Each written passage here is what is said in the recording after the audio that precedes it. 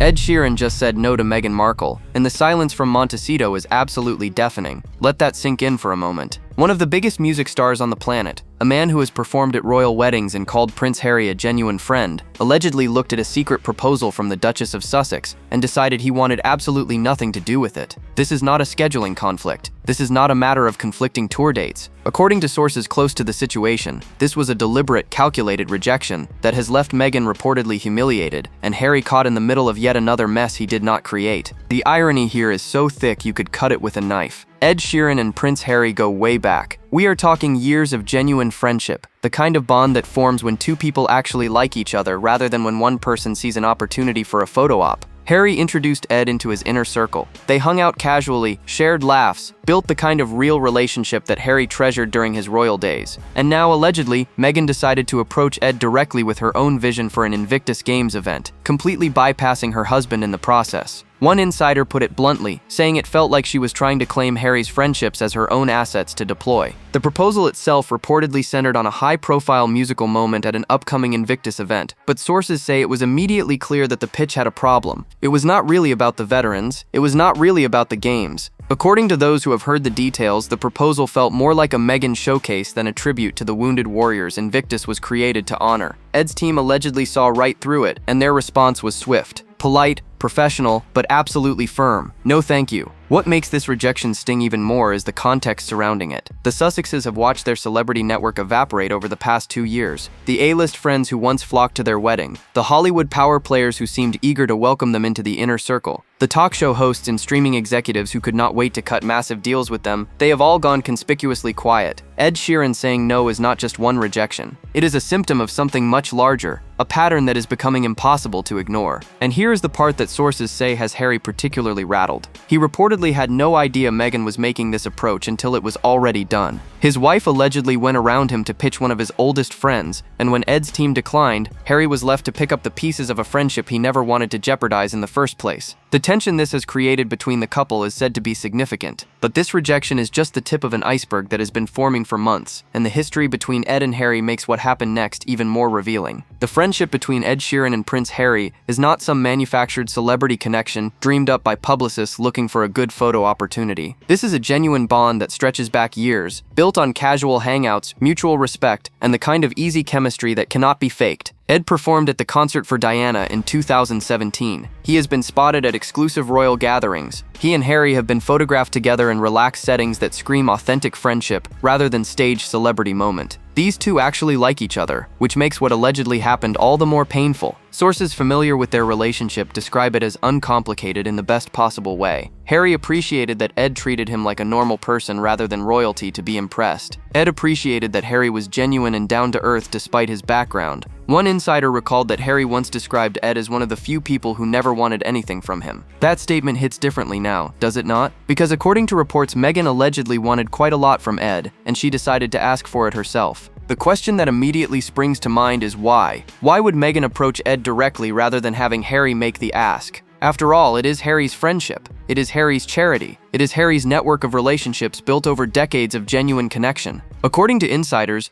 Meghan allegedly had a very specific vision for how she wanted this Invictus moment to unfold, and she reportedly believed she could sell it better herself. One source close to the situation described her approach as confident but tone-deaf, noting that she allegedly presented the proposal as though she was doing Ed a favor by including him. Allow me to translate what that means in practical terms. Ed Sheeran, who has sold over 150 million records worldwide, who has headlined stadiums on every continent, who is one of the most successful musicians of his generation, was allegedly approached by Meghan Markle as though he needed her platform to boost his profile. The sheer audacity of that framing, if accurate, helps explain why Ed's team responded the way they did, and respond. They did. According to sources, the rejection was wrapped in the standard industry language of prior commitments and scheduling conflicts, but insiders say the real message was crystal clear. Ed wanted no part of whatever Meghan was selling. His team allegedly expressed concerns that the proposal was more focused on creating a Meghan moment than honoring veterans. One industry source described the pitch as reading like a brand integration deck for Meghan rather than a charitable event.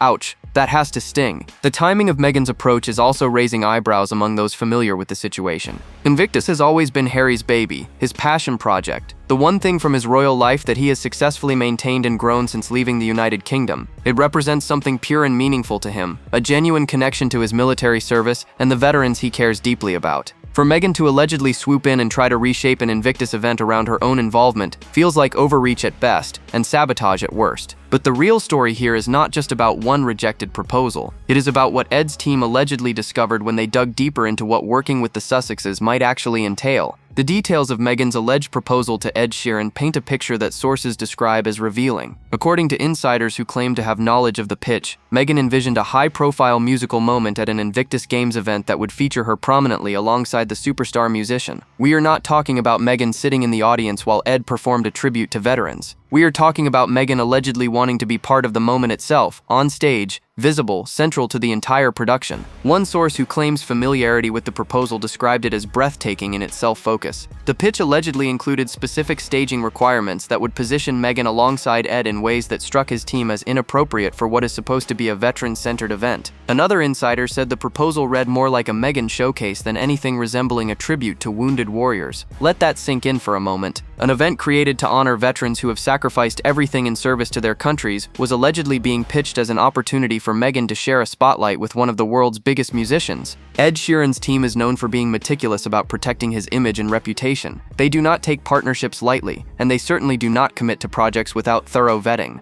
According to sources, when Ed's representatives reviewed Meghan's proposal, red flags went up almost immediately. The focus seemed wrong. The tone seemed off. The entire pitch allegedly felt disconnected from what Invictus is actually supposed to represent. One music industry insider familiar with Ed's operation said his team has become extremely cautious about celebrity associations that could generate controversy. And let us be brutally honest here. Associating with the Sussexes in 2025 is practically guaranteed to generate controversy. The rejection itself was handled professionally, as you would expect from Ed's team. Sources say they responded with the standard language about prior commitments and scheduling challenges. But insiders emphasize that no one was fooled by the diplomatic wording. This was not a case of Ed being unavailable. This was a case of Ed choosing not to be available. One source close to the situation said the polite rejection was Ed's way of preserving the possibility of maintaining his friendship with Harry, while making clear that working with Meghan was not something he was interested in pursuing. What happened next allegedly sent shockwaves through the Sussex camp. According to insiders, Meghan was genuinely surprised by the rejection. She had apparently expected that Ed's friendship with Harry would make this an easy yes. Instead, she got a firm no wrapped in corporate pleasantries, and sources say her reaction revealed the depth of the miscalculation. One person familiar with the aftermath described her as visibly frustrated, unable to understand why someone would turn down an opportunity to work with her. Harry's alleged reaction was different but equally telling. Sources say he was blindsided by the entire situation, learning about Meghan's proposal only after Ed's team had already declined. One insider claimed Harry was upset that Meghan had approached his friend without consulting him first, and even more upset that the rejection had potentially damaged a friendship he valued deeply. The tension between the couple over this incident is said to be ongoing, but the real implications of this rejection extend far beyond one awkward conversation between spouses, and what Ed's team allegedly told associates about their decision reveals even more troubling patterns. Ed Sheeran's decision to distance himself from the Sussexes did not happen in a vacuum. According to sources close to his team, this has been a gradual and deliberate process driven by increasing concerns about what association with Harry and Meghan might mean for Ed's carefully cultivated public image. Ed has spent years building a reputation as genuine, down-to-earth, and scandal-free. His team allegedly views any Sussex entanglement as a potential threat to that reputation, and they are not wrong to be concerned. The music industry operates on relationships and public perception, and Ed Sheeran's team understands this better than most. According to insiders, they have watched the Sussex saga unfold with growing alarm over the past few years. The Oprah interview, the Netflix documentary, the memoir that burned bridges across continents, the constant stream of complaints and accusations. One music executive who knows Ed's team described their perspective bluntly, saying no one wants to get caught in the Sussex crossfire. They have seen what happens to people who get too close,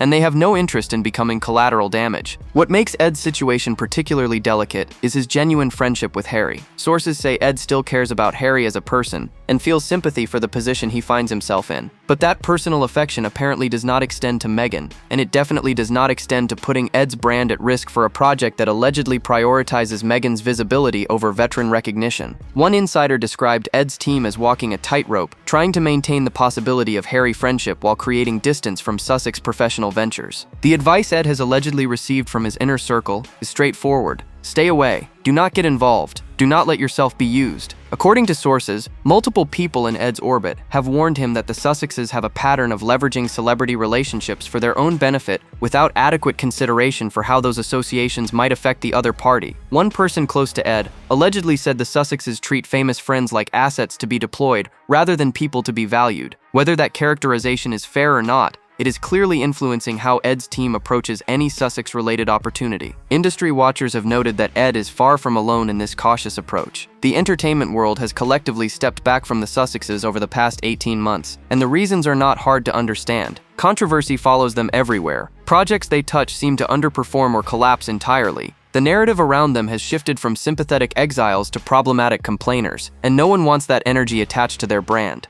Ed's team allegedly views Meghan's proposal as a perfect example of why caution is warranted. Even a charitable event gets turned into a potential controversy when the Sussexes are involved. The question now becomes whether Ed can maintain his friendship with Harry while keeping Meghan at arm's length. Sources say that balance is becoming increasingly difficult to strike, especially given what insiders reveal about Meghan's reaction to perceived slights. And Ed is definitely not the only celebrity who has been quietly backing away from Meghan's calls. The list of celebrities who have distanced themselves from the Sussexes reads like a who's who of Hollywood A-listers, and the pattern is becoming impossible to ignore. George and Amal Clooney, who famously attended Harry and Meghan's wedding and reportedly lent them their private jet, have gone conspicuously silent on all things Sussex. Oprah Winfrey, who conducted that bombshell interview and once seemed positioned to be a permanent Sussex ally, has noticeably cooled her public enthusiasm. Even Netflix, despite their massive deal with the couple, reportedly struggles to get A-list talent to sign on for Sussex-produced projects. One by one, the stars are quietly stepping away, and Meghan's calls are increasingly going to voicemail. The contrast between how celebrities respond to Harry versus how they respond to Meghan is particularly telling. Sources say Harry still commands genuine warmth and affection from many in the entertainment world. People remember him as the charming prince who seemed genuinely kind and down to earth. They feel sorry for the position he has found himself in, and many would welcome the chance to work with him individually. But Meghan allegedly triggers a completely different response. One entertainment industry insider described the reaction to Meghan outreach as immediate caution followed by polite avoidance. Another said people feel like they are being pitched rather than befriended. The celebrity drought affecting Sussex ventures has real-world consequences. When you are trying to build a media empire, star power matters. When you are trying to attract attention to charitable causes, famous faces help. When you are trying to maintain relevance in a town that moves on quickly, A-list connections are essential. The Sussexes arrived in Hollywood with what seemed like unlimited celebrity capital, and they have apparently burned through it at a remarkable pace. One talent manager familiar with Sussex projects said the well has run dry, noting that people who would have jumped at the chance to work with them 3 years ago now will not return calls. What makes this situation even more damaging is the reason behind the exodus. It is not that celebrities dislike Harry and Meghan personally, although some apparently do. It is that associating with them has become professionally risky. The Sussex brand generates controversy the way normal celebrities generate press coverage. Every appearance becomes a debate. Every project becomes a battleground between supporters and critics. For celebrities who have worked hard to stay above the fray, the Sussex Association represents a risk with unclear upside.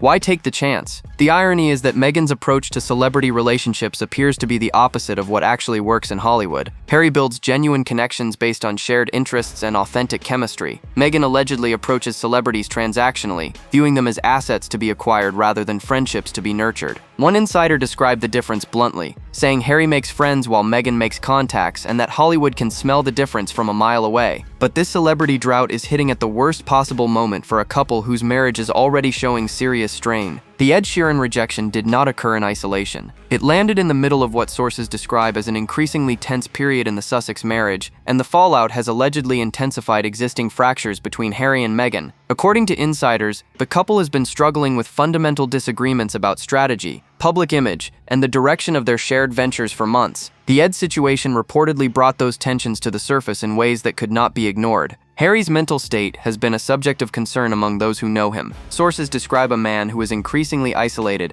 anxious, and homesick for the life he left behind. The support network that once surrounded him, the friends, the family, the institutional structure, has largely evaporated, and what remains feels fragile. One person close to Harry described him as searching for connection in a place where genuine connection feels increasingly scarce. Ed Sheeran represented one of those rare authentic friendships that predated Hollywood, predated Meghan, predated the entire upheaval of the past 5 years. And now that friendship has been potentially compromised by a proposal, Harry did not even know about. According to sources, Harry's reaction to learning about Meghan's approach to Ed was telling. He was reportedly upset, not just about the rejection itself, but about being excluded from a decision involving his own friend and his own charity. One insider described it as a pattern that has been building for a while, where Meghan allegedly takes control of relationships and opportunities that Harry views as his territory. The Ed situation apparently represented a breaking point of sorts, a moment where Harry could not pretend the pattern did not exist. Meghan's alleged tendency to manage and direct extends beyond celebrity relationships. Sources describe a dynamic where she reportedly positions herself as the strategic brain of the operation, while Harry is expected to play a supporting role. This works well enough when things are going smoothly, but when projects fail and rejections pile up and the celebrity network continues to shrink, questions naturally arise about whether the strategy is actually working. According to insiders, Harry has begun asking those questions more frequently, and he does not always like the answers he receives. The emotional toll on both parties is reportedly significant. Meghan allegedly feels underappreciated and unfairly blamed for problems that have multiple causes. Harry allegedly feels trapped between loyalty to his wife and growing doubts about the path they have chosen. One source described the atmosphere in their Montecito mansion as heavy with unspoken tension, noting that even routine conversations about schedules and appearances can escalate into bigger conflicts about direction and control. The Ed Sheeran situation encapsulates everything that has gone wrong. A friend of Harry's approached by Meghan without Harry's knowledge for a proposal that prioritized Meghan's involvement over veteran recognition, rejected in a way that embarrassed the couple and potentially damaged a genuine friendship. It is a microcosm of the larger Sussex dysfunction, and sources say Harry is acutely aware of that fact. But the tension over celebrity outreach masks an even deeper conflict between Harry and Meghan about where their future lies. Harry's longing for his homeland has become an open secret among those who observe the Sussexes closely. Despite everything that happened, despite the rift with his family, despite the burned bridges and the scorched earth, sources say Harry misses Britain in ways that surprise even him. He misses his friends, he misses the countryside, he misses the structure and purpose that came with being a working royal, even as he resented the constraints. One insider described Harry as a man caught between two worlds, belonging fully to neither, and the Ed Sheeran rejection apparently intensified those feelings of displacement. Ed represents a connection to Harry's old life, a friendship that existed before California, before Netflix, before the entire Sussex saga began. When Meghan allegedly approached Ed without consulting Harry, she was not just making a professional outreach. She was allegedly inserting herself into a part of Harry's world that he had managed to keep separate from their shared ventures. Sources say Harry viewed this as an overstep, a pattern of Meghan allegedly colonizing his relationships and repurposing them for her own objectives. The contrast between Harry's approach and Meghan's approach to their British connections could not be more stark. Harry reportedly wants to rebuild bridges, reconnect with old friends, and find ways to maintain his British identity while living in America. Meghan allegedly views his British past as a threat,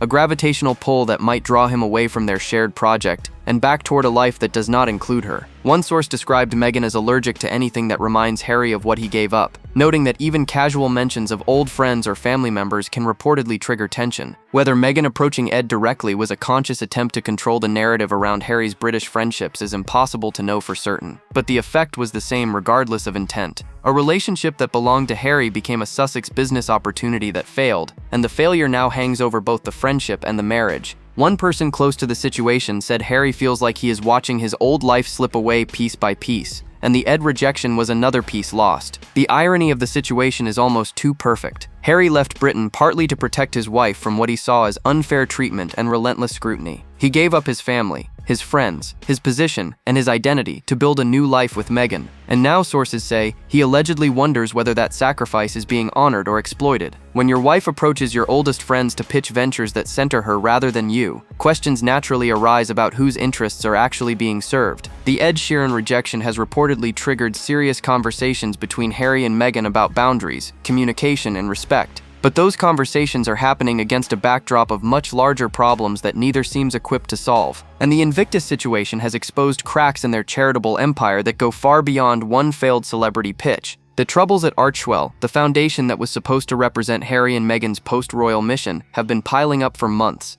Staff departures have gutted the organization. High-profile initiatives have quietly dissolved. The ambitious vision of a global charitable powerhouse has shrunk to something that sources describe as barely functional. The Ed Sheeran rejection is not an isolated incident. It is part of a pattern where Sussex ventures consistently fail to attract the top-tier talent and attention they need to succeed. Consider the trajectory of Archewell since its founding. The couple launched it with enormous fanfare, promising to unleash the global power of compassion and create real change in the world. Celebrity supporters lined up to offer endorsements. Media coverage was extensive and largely positive. The future seemed bright. Fast forward to today, and the picture looks dramatically different. Key executives have departed, partnerships have fizzled. The organization that was supposed to change the world appears to be struggling to maintain basic operations. One nonprofit expert who tracks celebrity foundations described Archewell as a cautionary tale about what happens when ambition outpaces execution. The recent exit from the Parents Network initiative perfectly illustrates the problem. This was supposed to be a meaningful venture focused on supporting families dealing with childhood mental health challenges. Harry and Meghan attached their names and their stories to the effort,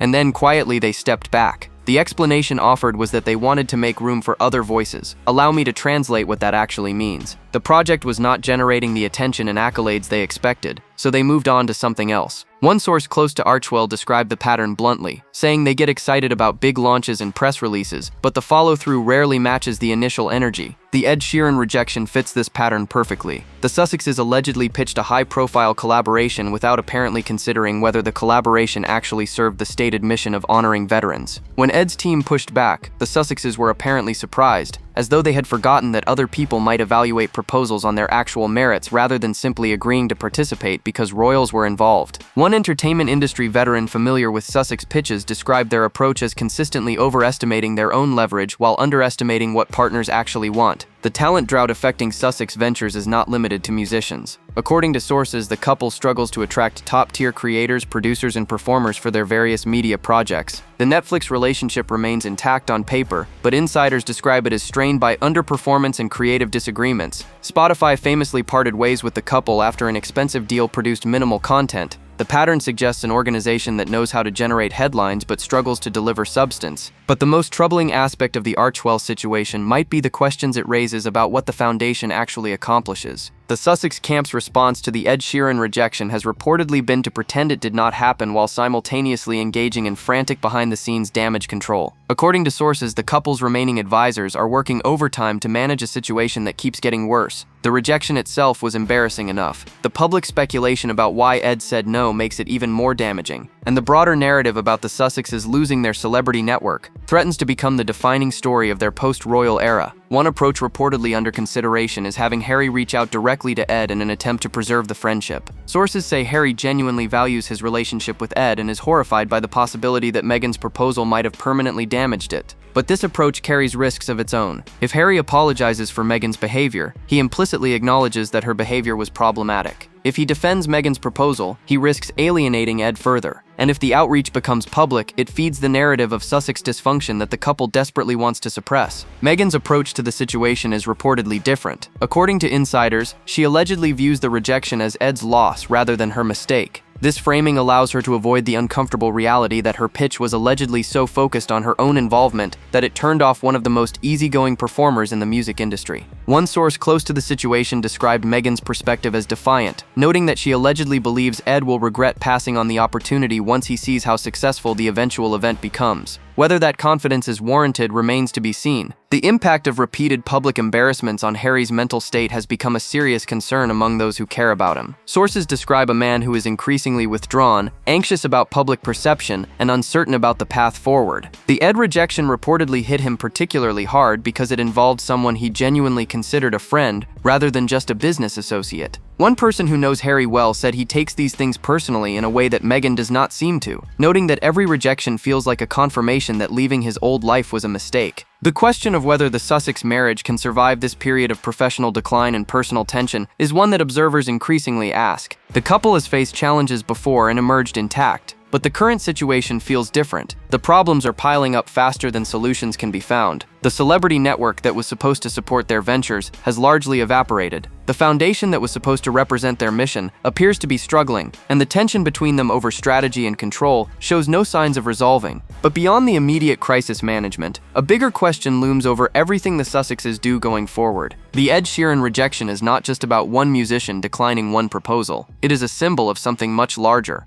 a fundamental shift in how the world perceives Harry and Meghan and their entire Sussex project. The couple arrived in Hollywood with seemingly unlimited potential. They had royal cachet, celebrity connections, massive media deals, and a sympathetic narrative that positioned them as brave truth-tellers escaping an outdated institution. 4 years later, that potential has largely evaporated, and what remains is a cautionary tale about overreach, miscalculation, and the limits of celebrity capital. The question that haunts everything the Sussexes do now is whether Meghan's approach to relationships has permanently damaged Harry's genuine friendships. Ed Sheeran is just one example, but the pattern extends across their entire social network. The celebrities who once eagerly associated with the couple now keep their distance. The media executives who once competed to work with them now speak about Sussex projects with barely concealed frustration. The royal family members who might have eventually welcomed Harry back have been alienated by the memoir and the interviews. One by one, the bridges have burned, and Harry is left standing in the ashes wondering how things went so wrong. For Invictus specifically, the Rejection raises serious questions about the future of the games. This is Harry's passion project, the one thing from his royal life that he has successfully maintained and grown. It matters to him in ways that his media ventures and foundation work apparently do not. If the Sussexes cannot attract top-tier talent to Invictus events, if performers now view Sussex Association as a liability rather than an opportunity, then even this cherished project might be compromised. Sources say Harry is acutely aware of this risk and deeply concerned about it. The path forward for the Sussexes has never looked more uncertain. Their celebrity network has shrunk to almost nothing. Their charitable foundation appears to be struggling operationally. Their media ventures have underperformed expectations. Their marriage is reportedly strained by disagreements about strategy and control. And now, one of Harry's oldest friends has apparently decided that working with Meghan is not worth the complications it would bring. That is a devastating verdict from someone who used to be firmly in the Sussex corner. Whether the Sussexes can recover from this period of decline depends on choices they have not yet made. Can they acknowledge that their approach has not worked and try something different? Can Meghan step back and let Harry lead on relationships that belong to him? Can they rebuild trust with an entertainment industry that has largely written them off? The answers to these questions will determine whether the Sussex story ends in triumph or tragedy. Do you think Ed made the right call? And can the Sussexes ever recover their A-list connections? Drop your thoughts below. Like, subscribe, and stay tuned. The next video is waiting, and you will not believe what is coming next.